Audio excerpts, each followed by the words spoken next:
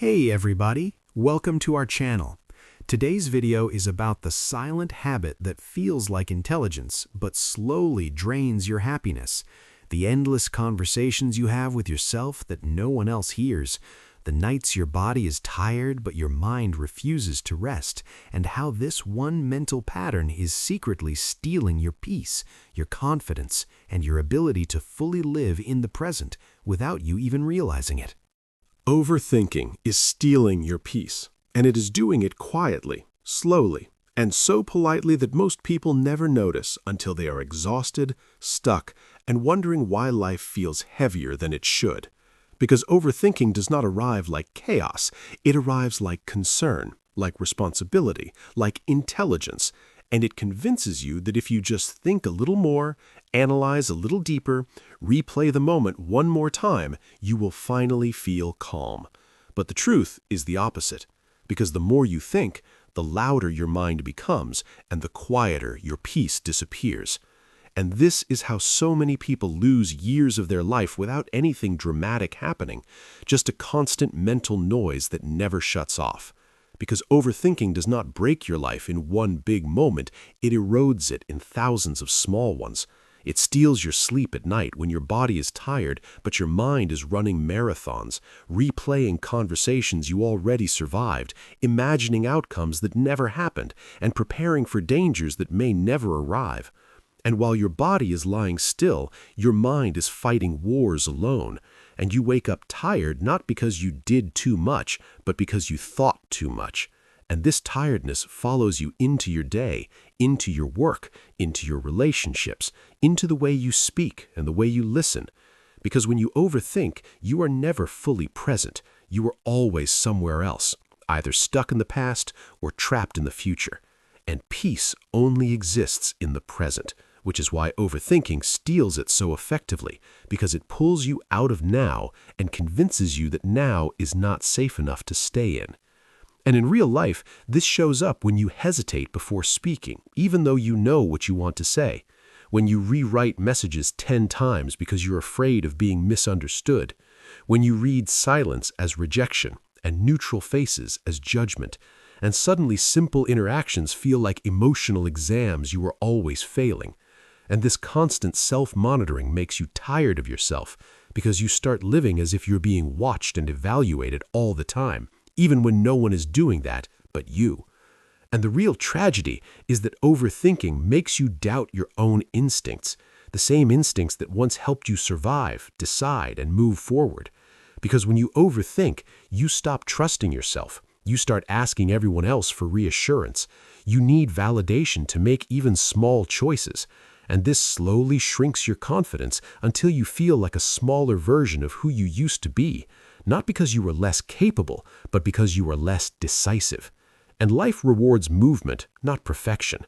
But overthinking convinces you that if you do not get it exactly right, you should not move at all. And this is how dreams stay dreams, ideas stay ideas, and potential stays unused, because you're waiting for certainty in a world that never offers it. And while you wait, life moves on without you, and you watch from the sidelines, telling yourself you were being careful, when in reality, you were being afraid. And fear dressed as logic is still fear. And the cost of this fear is not always obvious at first, because it looks like being thoughtful, responsible, and deep, but over time it turns into missed opportunities, strained relationships, and a constant feeling that you are behind, that everyone else knows something you do not, that everyone else is living while you are thinking about living. And overthinking does not just affect your mind, it affects your body, because stress that is never released becomes tension, headaches, tight chests, shallow breaths, and a nervous system that never feels safe enough to relax. And you start living in survival mode even when there is no real danger, which makes joy feel distant and relaxation feel uncomfortable, because your body has forgotten what calm feels like. And when calm does appear, your mind searches for problems to justify the anxiety it has grown used to. And this is how peace becomes unfamiliar, even suspicious. And in real life, this means you cannot enjoy good moments without waiting for something to go wrong. You cannot accept happiness without questioning how long it will last, and you cannot rest without feeling guilty for not doing more, thinking more, worrying more. And overthinking also damages relationships in quiet ways. Because it makes you assume intentions instead of asking questions. It makes you read between lines that were never written. It makes you hold on to words longer than the people who said them ever did. And this creates distance, because while others move on, you stay stuck in emotional loops, replaying scenes and building stories that hurt you again and again. And sometimes you pull away not because someone hurt you, but because you imagined they might. And this self-protection becomes self-isolation, and loneliness grows not from being alone, but from feeling misunderstood in your own head. And the saddest part is that overthinking often comes from caring deeply, from wanting to do the right thing, from not wanting to hurt anyone or make mistakes. But without boundaries, caring turns into self-punishment, and thinking turns into torment, and your mind becomes a place you do not want to be alone in.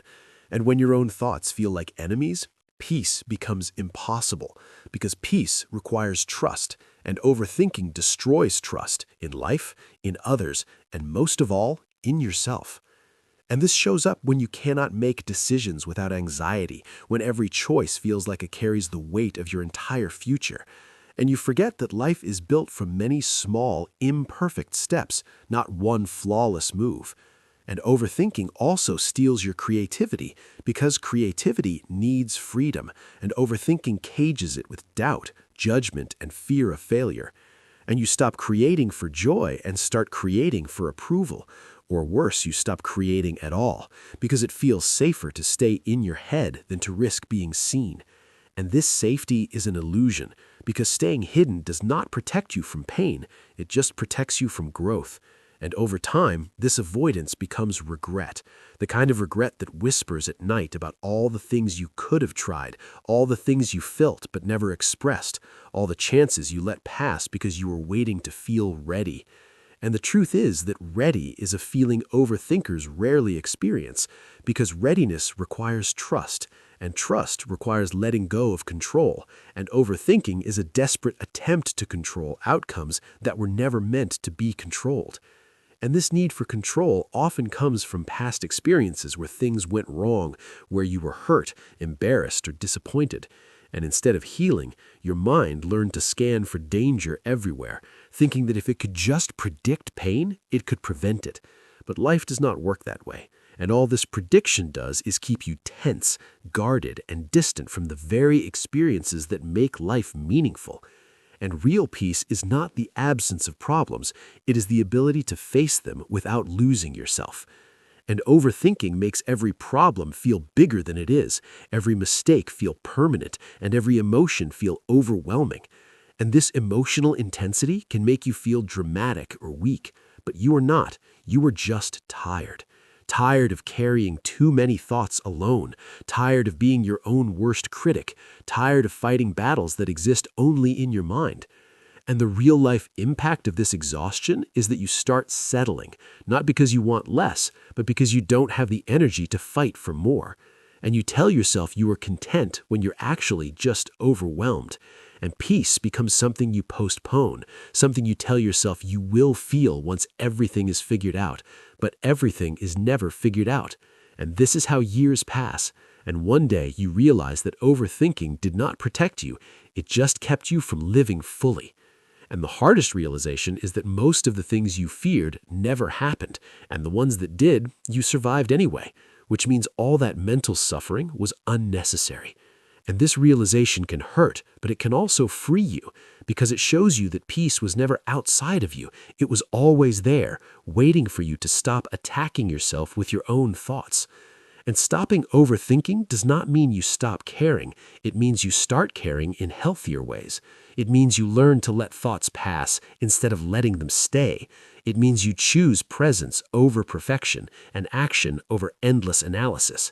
And in real life, this looks like responding instead of reacting, trusting your first honest feeling, allowing yourself to make mistakes without making them mean something about your worth, and understanding that clarity often comes after action, not before it.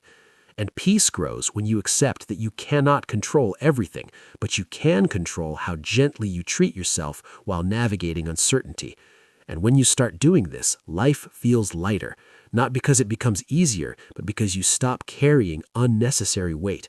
And the noise in your mind begins to quiet. And in that quiet, you rediscover joy in simple moments, confidence in small decisions, and trust in your ability to handle whatever comes. And this is how you take your peace back, not by thinking harder, but by thinking kinder, and choosing to live instead of endlessly preparing to live. Because overthinking steals your peace, but awareness gives it back. And the moment you realize that your thoughts are not always facts, that your fears are not always warnings, and that your mind does not always need to be obeyed, you begin to breathe differently, sleep deeper, love more freely, and live more honestly. And that's not just motivation, that's real life changing quietly, beautifully, and finally, peacefully.